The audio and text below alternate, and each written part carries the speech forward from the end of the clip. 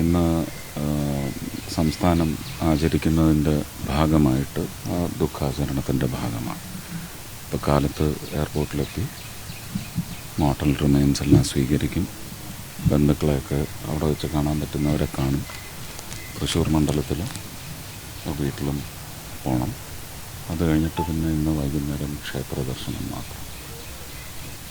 നാളെ പ്ലാൻ ചെയ്ത പ്രകാരമുള്ള സ്വീകരണങ്ങളും അത് കഴിഞ്ഞ് തിരുവനന്തപുരത്തെ പരിപാടികളിലേക്ക് പോകും.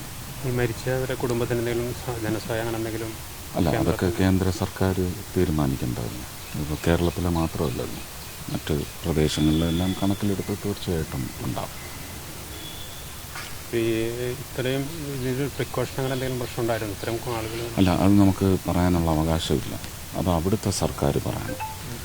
അവിടുത്തെ എക്സ്റ്റീരിയർ മിനിസ്ട്രി ഈ ഫയറിൻ്റെ റീസൺ കണ്ടെത്തി അതിനകത്ത് അപാകതകളുണ്ടെങ്കിൽ അതിന് നേരെയാക്കുന്ന നടപടികളൊന്നും നമുക്കിടപെടാനൊക്കത്തില്ല. അതെല്ലാം അവിടുത്തെ സംവിധാനം. നമ്മുടെ സംവിധാനത്തിൽ അവരിടപെടില്ല എന്ന് പറയുന്നത് പോലെ തന്നെ. അപ്പോൾ ആ മര്യാദ നമുക്കുണ്ടാകും.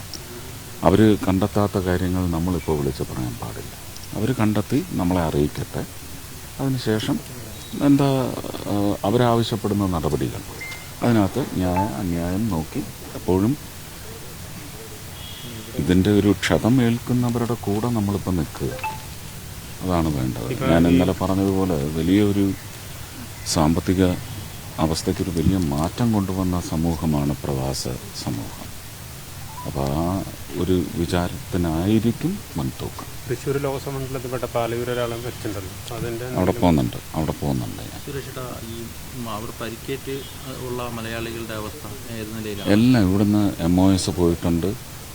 അവിടുത്തെ സർക്കാരുണ്ട്. അവർക്കാണ് ഇതിനകത്ത് ഒരു പ്രയോറിറ്റൈസ് ചെയ്ത് അവരത് പ്രവർത്തിക്കുമ്പോൾ നമുക്ക് കടന്ന് കയറി പ്രവർത്തിക്കാനുള്ള ആകെയുള്ള ഒരു ഡിപ്ലോമാറ്റിക് ടേബിളാണ്. അപ്പോൾ ആ ഡിപ്ലോമാറ്റിക് ടേബിൾ വഴി നമ്മുടെ external affairs ministry has been pressed into action. They are doing it wonderfully well.